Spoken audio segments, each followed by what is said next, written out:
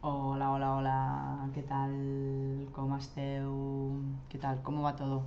Bienvenidos un día más aquí a Aula de Ciencias, aquí donde vamos a seguir hoy en este curso de Química 1.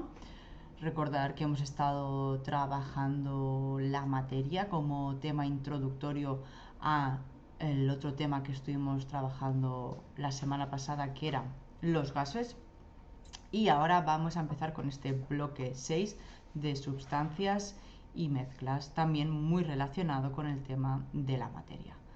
Antes de empezar, recordaros que podéis enviarme todas las dudas que tengáis sobre química a mi correo electrónico. Os voy a dejar por el chat mi correo electrónico, que es aida.aulasienses@gmail.com, y también os voy a dejar el server de Discord en castellano, donde allí podéis entrar y también dejar todas vuestras dudas. Dudas que resolveremos aquí en directo, como hicimos ayer con una duda que teníamos.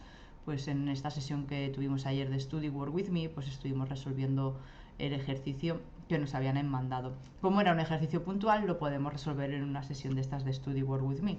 Que tenéis más dudas, muchos más ejercicios de un tema en concreto, pues entonces preparamos una sesión única y exclusivamente para vosotros. Mientras tanto, pues ya sabéis que estamos con los cursos de química. Hacemos 3 cursos: química, formulación orgánica y formulación inorgánica. Con la sesión de hoy y de mañana creo que tenemos ya el curso de química 1 casi listo. Dejadme que lo compruebe, pero creo que con estas sesiones que vamos a hacer vamos a acabar el curso. Bloque 6. Tengo aquí todo ordenadito y apuntadito así bien. Vale, nos quedaría un tema que no sé si lo voy a hacer en este curso o en el que viene. Tengo que acabármelo de pensar. Pero bien, el curso de Química 1 ya lo estamos acabando. Y lo que haremos una vez acabemos este curso de Química 1 será pasar a los cursos de formulación. Haremos formulación orgánica 1 y formulación inorgánica 1. Estos 2 cursos los vamos a ir alternando un poco para no hacer siempre el mismo curso, como hemos hecho aquí de química, que nos hemos centrado al curso de Química 1.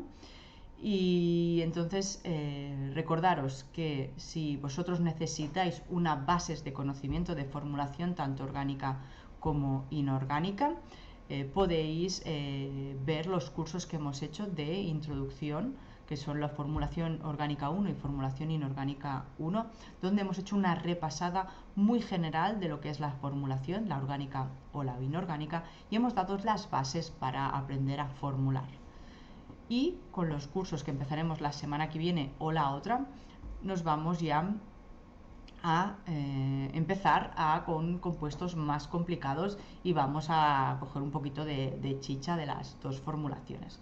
Pero antes tenemos que acabar este curso de Química 1, este bloque 6 de sustancias y mezclas.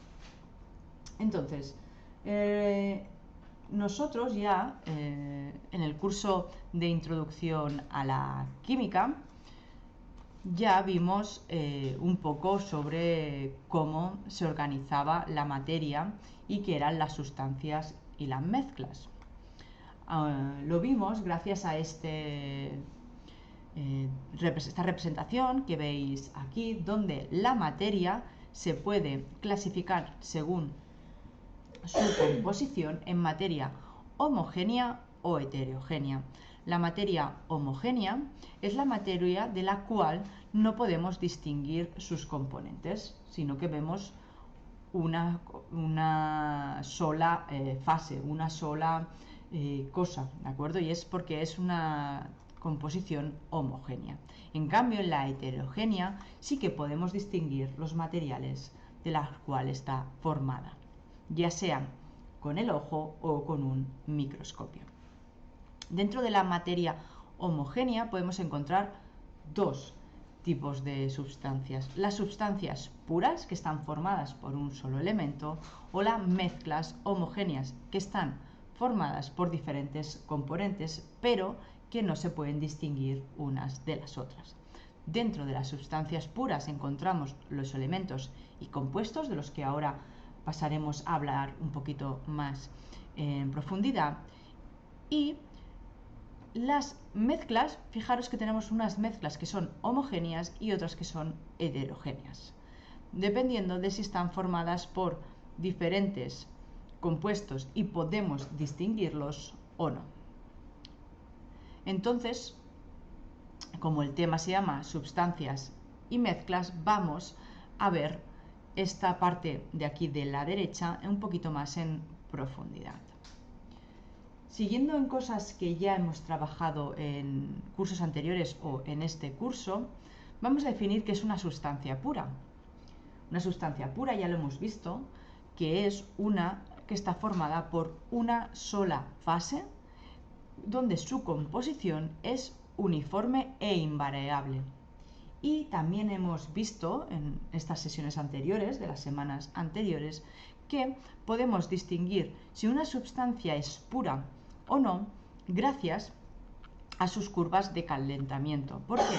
Porque en las curvas de calentamiento de una sustancia pura es como la primera que veis aquí, donde las líneas son rectas y en los puntos donde hay la fusión y la ebullición la temperatura se mantiene constante. En cambio, si tenemos una mezcla, estos cambios no son tan correctos, tan rectos. ¿Por qué? Pues esto es así porque al no tener una sustancia pura, al tener diferentes componentes... Hola, buenas tardes Fritz, ¿qué tal? ¿Cómo estás? Pues al tener diferentes componentes, estos tienen puntos de fusiones y de ebulliciones diferentes. También podemos ver qué es una mezcla. Pues bien, una mezcla es una combinación de diferentes sustancias puras que no interactúan entre ellas. Es decir, son dos sustancias puras que están juntas pero no están haciendo una interacción química. ¿Por qué? Porque si hubiera una interacción química, lo que sucedería es que habría una reacción y estas sustancias se convertirían en otros productos. Y no, una mezcla no es un precedente a una reacción química. ¿Y por qué se caracterizan las mezclas? Pues bien, porque conservan las propiedades de las sustancias de origen. Es lo que hemos hablado del tema de los puntos de fusión y ebullición. Cada uno mantiene su punto de fusión y ebullición. Se pueden descomponer en sustancias más sencillas mediante procedimientos físicos. Es decir, los componentes de una mezcla se pueden separar mediante procedimientos físicos. Y es algo que vamos a trabajar en la sesión de mañana. Cómo separar una mezcla. La mezcla ya hemos visto anteriormente que se podían diferenciar de dos tipos, las homogéneas o las heterogéneas. Las homogéneas son las que, como hemos dicho, están formadas por diferentes componentes pero que presentan una distribución uniforme. Por ejemplo, aquí veis el agua de mar, el vinagre comercial, el aire. Bueno, el aire, aunque nosotros no veamos nada, en el aire hay muchísimos gases y fijaros que es una sola fase homogénea y nosotros no distinguimos el oxígeno del nitrógeno que vemos en el aire o del CO2 que hay en el aire. Y después tenemos las mezclas heterogéneas, que esta sí que está formada por diferentes componentes de los cuales con nuestro ojo o con un microscopio podemos ver estas componentes, por lo que la distribución de las partículas no es uniforme en todo el material. Es decir, no es la misma en todos los puntos. Unos ejemplos, pues aquí ponéis, por ejemplo, la mezcla de azufre y trozos de hierro. También el mármol de la cocina también es una mezcla heterogénea. Si os fijáis, podréis ver diferentes minerales formando el mármol y se pueden distinguir a ojo estos dos componentes. Pues bien, vamos a ver un poquito más en profundidad lo que es una sustancia y una mezcla. Vamos a empezar con las sustancias puras, es decir, dentro de esa clasificación que teníamos de la materia, nos vamos a centrar en estos tres conceptos: sustancia pura, elementos y compuestos. ¿Qué es un elemento? Pues bien, esto también lo sabemos porque lo hemos trabajado ya en cursos anteriores, de que un elemento es una sustancia pura que tiene solo un tipo de átomo, de la cual no se puede descomponer en unas sustancias más sencillas mediante procedimientos químicos. Son elementos todos los que podemos encontrar en la tabla periódica, como el carbono, el hierro, el aluminio, el hidrógeno, el litio, el magnesio. ¿De acuerdo?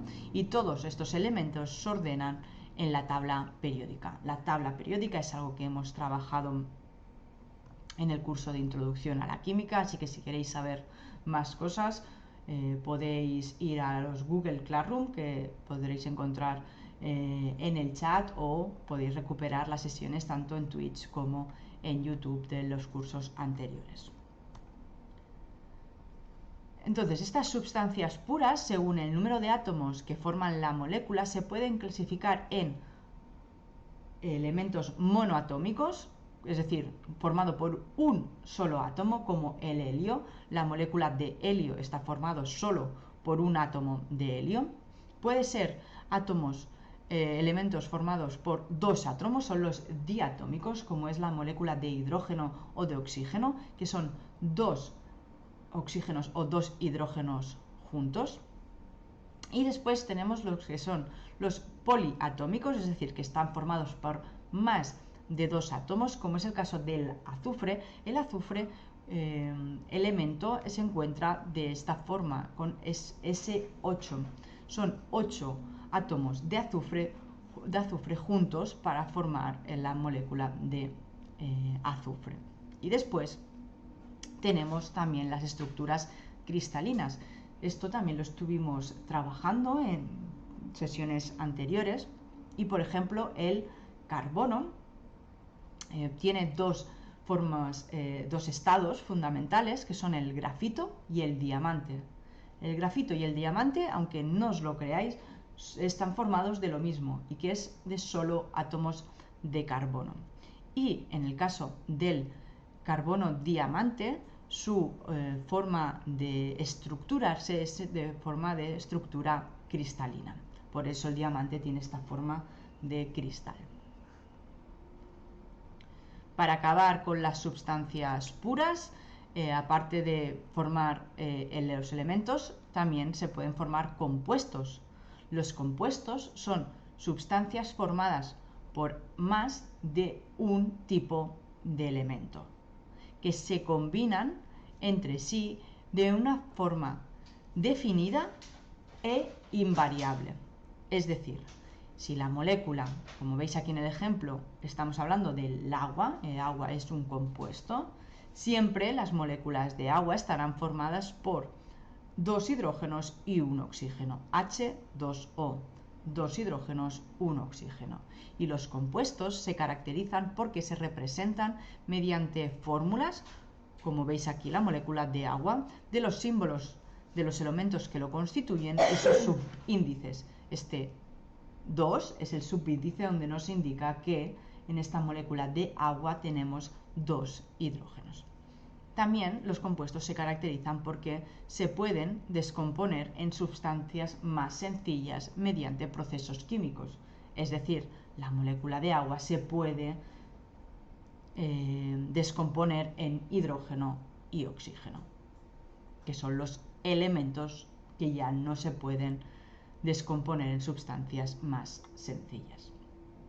Bien, el otro punto del que vamos a hablar hoy son las mezclas. Dentro de la organización de la materia, recordar que teníamos las mezclas y podían ser tanto homogéneas o heterogéneas. Pero antes de pasar a las homogéneas heterogéneas, vamos a definir qué es una mezcla. Pues bien, una mezcla es la combinación de diferentes sustancias puras, pueden ser elementos o compuestos, que no interactúan entre ellos químicamente, simplemente están unas al lado de las otras. las proporciones en las que se encuentren estos elementos en la mezcla es diversa. Puede tener tanto de un elemento y tanto de otro. No es algo fijo como es un compuesto. Y todas las mezclas conservan una composición y propiedades. Una de las grandes diferencias que podemos encontrar entre una mezcla y un compuesto es que en la mezcla las sustancias de origen conservan sus propiedades y por eso se pueden separar por métodos físicos. Y esto es lo que os he dicho que vamos a hablar en el próximo día. Para que os hagáis una idea, yo puedo tener una mezcla que sea agua con sal. El agua es un líquido y la sal es un sólido que cuando se mezcla con agua se disuelve. Pero cuando yo mezclo agua y sal, aunque estén juntas y yo no los distingue las dos componentes de esta mezcla, sé cuáles son las propiedades del agua y cuáles son las propiedades de la sal. Y gracias a estas propiedades podré utilizar un método de separación u otro para separar el agua de la sal. Pero como os digo, esto lo hablaremos más adelante, mañana, en la sesión que nos centraremos en separaciones de mezclas. Para que veáis un poco más claro qué es un elemento, qué es un compuesto y qué es una mezcla, os he puesto estas representaciones. Los elementos, pues como podéis ver, son todos, cada uno formado por un solo tipo de átomo. Tenemos los elementos como los verdes o los amarillos, que son monoatómicos, como era el helio, y después tenemos el azul, que es diatómico, y el rosa lila, que es un poliatómico. Pero fijaros que está compuesto de un solo elemento. En cambio, los compuestos son moléculas, fijaros que las bolitas están unas al lado de las otras, pero que cada una de estas entidades está formada por más de un elemento. Esto es un compuesto. En cambio, en las mezclas que tenemos, pues tenemos elementos y compuestos que están en un mismo recipiente, pero fijaros que no están tocándose. Tenemos un compuesto que es el amarillo con la bolita rosa, que era un compuesto que tenemos aquí a la derecha, y este está mezclado con un elemento que es este lila de 3 bolitas. Pero fijaros que entre ellos no están interactuando, simplemente están juntos en un mismo recipiente.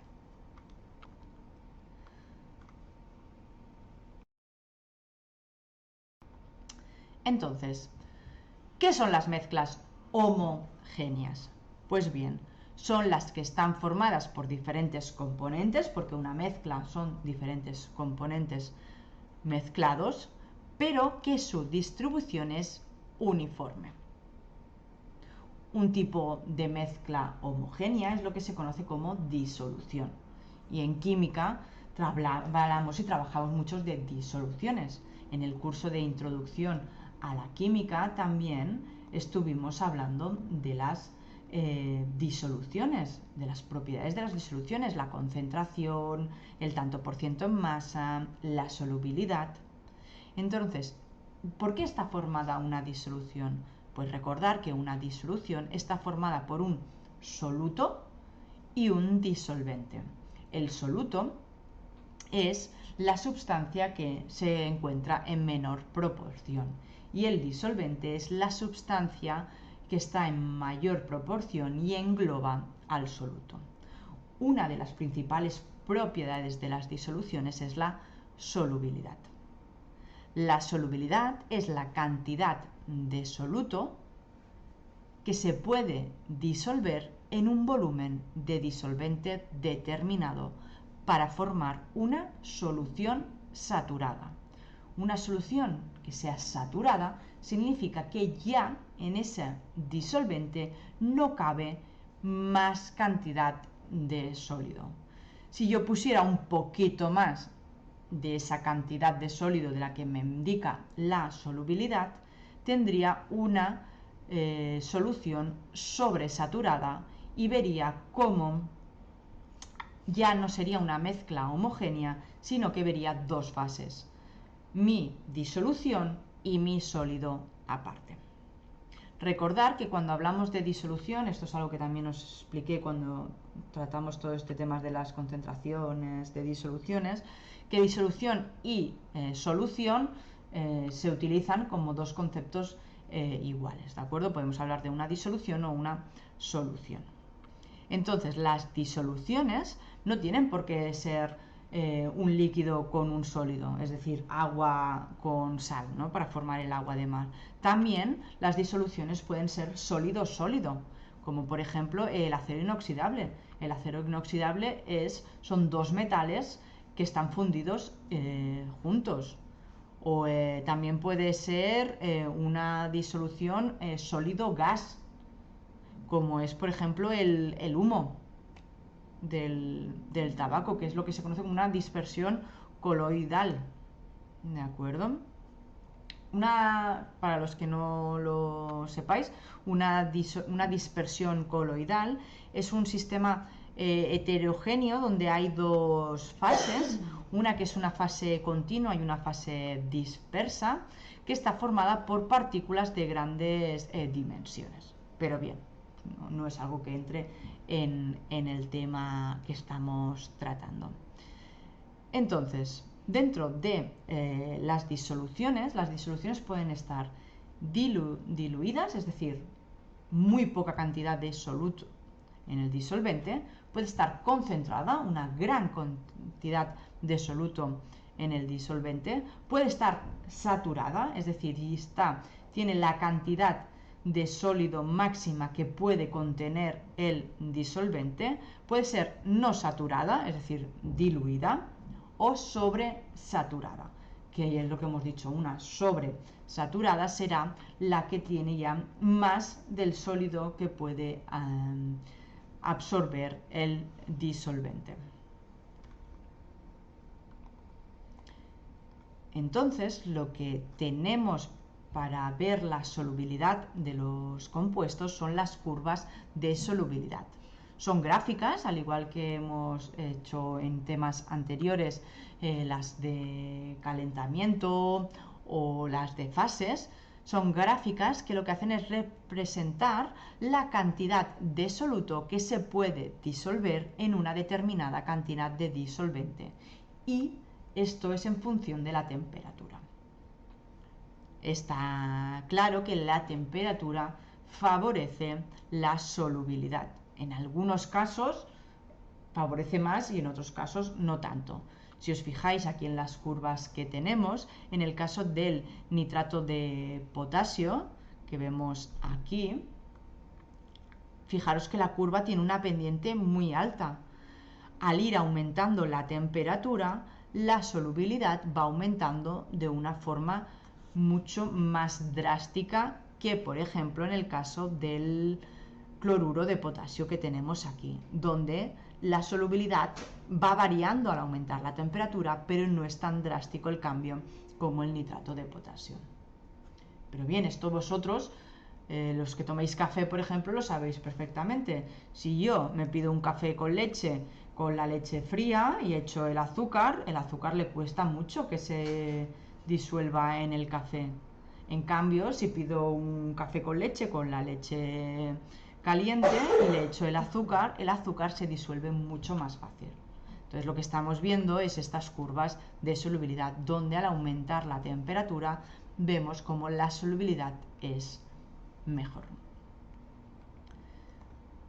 Entonces, como siempre, para poder entender estos conceptos que hemos estado hoy trabajando, lo que vamos a hacer es hacer estos dos ejercicios que veis aquí de gráficas de solubilidad, ¿de acuerdo? Y vamos a ver un poquito mejor y entender estos conceptos de la solubilidad. Para ello, darme un segundo y nos pasamos a la pizarra y así podemos verlo más claro. Bien, aquí tenemos nuestro ejercicio número 1, que también lo encontraréis en el PowerPoint adjunto a la sesión. Y lo primero, como siempre, es leer el enunciado. Así que vamos a ver lo que nos pide este ejercicio número 1. Dice, basándote en la figura, contesta las preguntas siguientes. A. ¿Cuál es la solubilidad de la sal cloruro de sodio a 40 grados centígrados? Y B. ¿Cuántos gramos de nitrato de potasio se disuelven en 200 gramos de agua a 30 grados centígrados? Pues bien, lo que tenemos que hacer para resolver estas cuestiones es ver la gráfica esta que tenemos aquí a la derecha, que creo que os la voy a hacer más grande porque al final escribiré poco y lo mejor es que veamos bien la gráfica. Pues bien, como siempre, una vez hemos leído nuestro ejercicio una vez, ya sabéis que lo que hacemos siempre es volver a leer el enunciado, pero ahora ya sí que lo que nos vamos a hacer es fijarnos más en lo que nos están pidiendo, apuntar datos si fuera necesario o en este caso contestar las preguntas. Basándote en la figura, contesta las siguientes preguntas. ¿Cuál es la solubilidad de la sal cloruro de sodio a 40 grados centígrados? Pues bien, lo primero que vamos a hacer va a ser ver dónde tenemos situado en el mapa el soluto que nos pide, que es la sal cloruro de sodio. Y fijaros que lo tenemos aquí. Fijaros que si vemos la línea del cloruro de sodio, la tenemos aquí y es una línea que con la temperatura no varía mucho. Entonces nos vamos a fijar aquí y vamos a ver a 40 grados cuál es su solubilidad. Para ver cuál es su solubilidad a 40 gramos, lo que hacemos es nos fijamos en la temperatura que nos indica, aquí la vemos, 40 grados, y subimos hasta la línea de NaCl. En azul no, que es azul en verde, ¿de acuerdo? Hasta la línea de aquí. Una vez hemos encontrado a nuestra temperatura la línea de la solubilidad del cloruro de sodio, simplemente tiramos la línea hacia el eje de la Y, donde nos va a marcar la solubilidad. Y fijaros que nos marca que la solubilidad del NaCl a 40 grados centígrados es de 40 gramos por cada 100 gramos de agua. Y esto sería la respuesta a nuestro apartado A. En el apartado B nos dice que cuántos gramos de nitrato de potasio se disuelven en 200 gramos de agua a 30 grados centígrados. Bien, antes de contestar la pregunta, lo que tenemos que hacer es irnos otra vez a nuestro gráfico y ver cuántos gramos, cuál es la solubilidad del nitrato de potasio en agua. Por eso que, como hemos hecho antes, busco dónde está mi nitrato de potasio, está aquí, es decir, en la línea que me tengo que fijar es esta que vemos aquí, la que hemos dicho antes que tenía una pendiente muy elevada, es decir, que con la temperatura la solubilidad aumentaba mucho. Una vez ya tengo mi nitrato de potasio, me pide a 30 grados centígrados. Pues vamos a hacer lo mismo que hemos hecho antes. Me voy a 30 grados centígrados, tiro la línea hacia la recta de solubilidad del nitrato de potasio y una vez estoy aquí, tiro la línea otra vez al eje de la Y, donde me marca la solubilidad.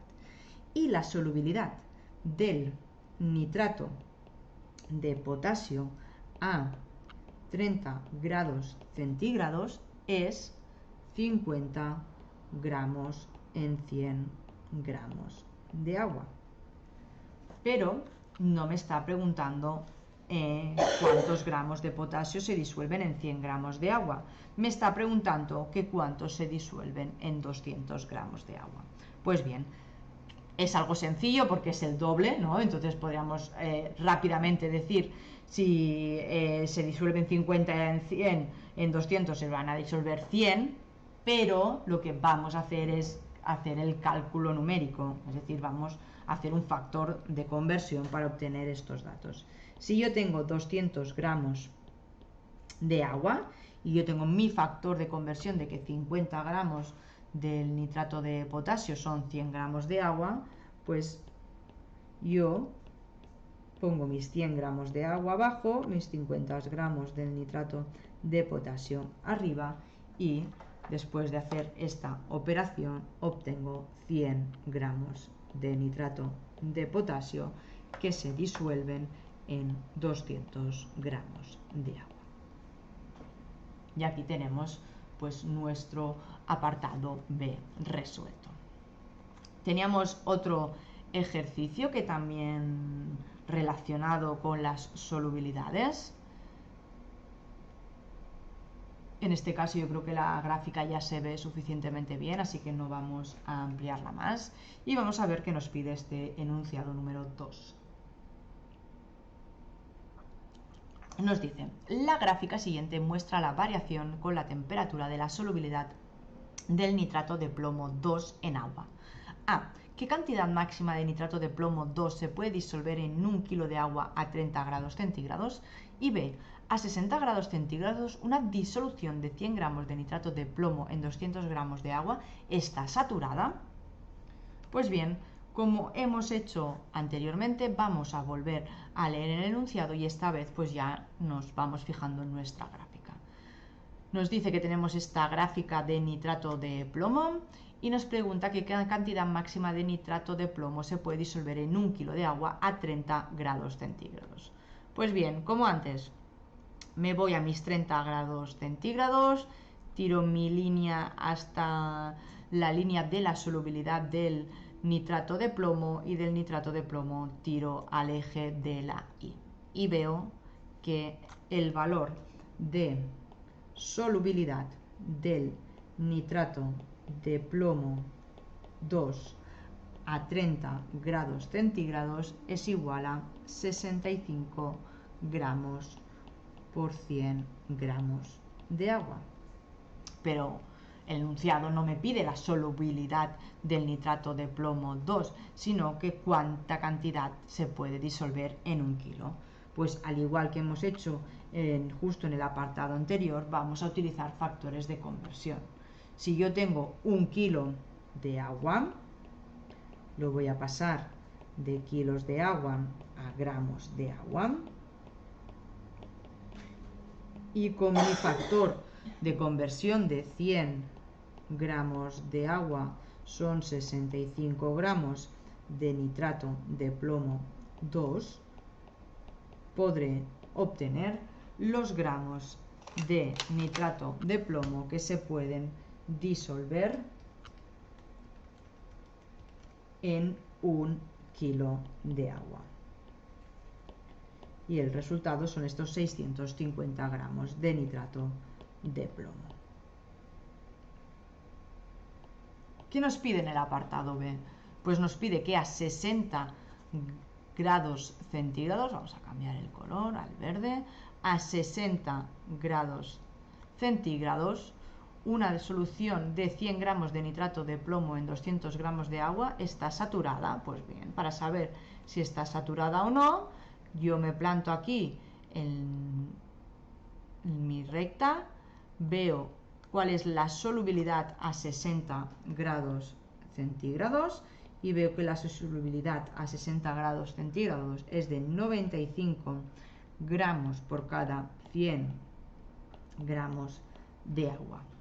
Es decir, una solución saturada sería la que contenga 95 gramos de nitrato de plomo en 100 gramos de agua. Vamos a ver en estos 200 gramos de agua, para que fuera saturada, porque la solubilidad nos dice la cantidad para ser una disolución saturada, vamos a ver en estos 200 gramos de agua cuántos gramos tendríamos que tener del nitrato de plomo. Y tendríamos que tener 190 gramos de nitrato de plomo.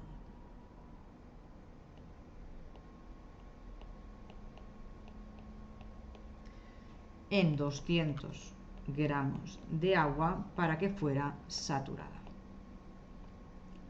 Pero el enunciado lo que me dice es que tengo 100 gramos en 200 gramos de agua. Fijaros que tengo menos cantidad de nitrato de plomo de la que me daría una solución saturada. Al tener menos, no tengo una solución saturada con estas cantidades, sino que sería una diluida.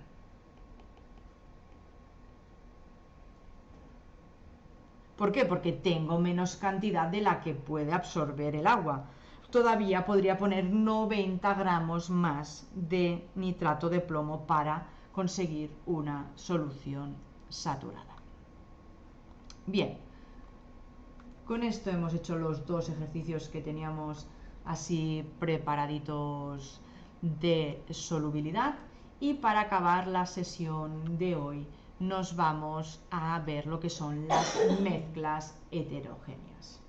Hemos hablado de las homogéneas, que son de las que no podemos distinguir sus componentes con el ojo o con un microscopio. En cambio, las mezclas heterogéneas son de las que podemos distinguir sus constituyentes a ojo o con microscopio. Y la distribución de las partículas no es uniforme, por lo que su composición no es igual en todos los puntos. Entonces, para acabar de entender un poquito mejor el concepto de elemento, compuesto, mezcla, pues he preparado otros más dibujitos que vamos a hacerla más grande para que se vea bien, que lo veáis aquí en pantalla gigante. Entonces nos pregunta el tercer enunciado que, viendo estos representaciones, la A, la B, la C, la D y la E, indiquemos cuál de estos es un elemento, cuál es un compuesto, cuál es una mezcla de compuesto y elemento y cuál es una mezcla de elementos. Recordad, un elemento pueden ser moléculas monoatómicas o poliatómicas, es decir, no hace falta que sean solo un átomo, pero que está constituido de siempre de lo mismo. Es decir, el caso A, donde son estas dos bolas amarillas, y el caso D, donde son estas bolas rojizas naranjas, son lo que serían elementos, porque están formados por solo un tipo de elemento. Un compuesto es más de dos o más elementos juntos que han reaccionado para formar un compuesto y se podrían separar gracias a una reacción química. ¿Qué es un compuesto? Pues un compuesto es lo que vemos en el dibujo B, en la representación B, donde vemos dos moléculas amarillas, dos átomos amarillos unidos a un átomo rojizo. ¿Cuál sería la mezcla de un compuesto y un elemento? Pues bien, hemos dicho que el compuesto es el B. ¿Dónde más vemos estas moléculas que hay diferentes elementos juntos reaccionando entre sí y aparte en la mezcla tenemos un elemento?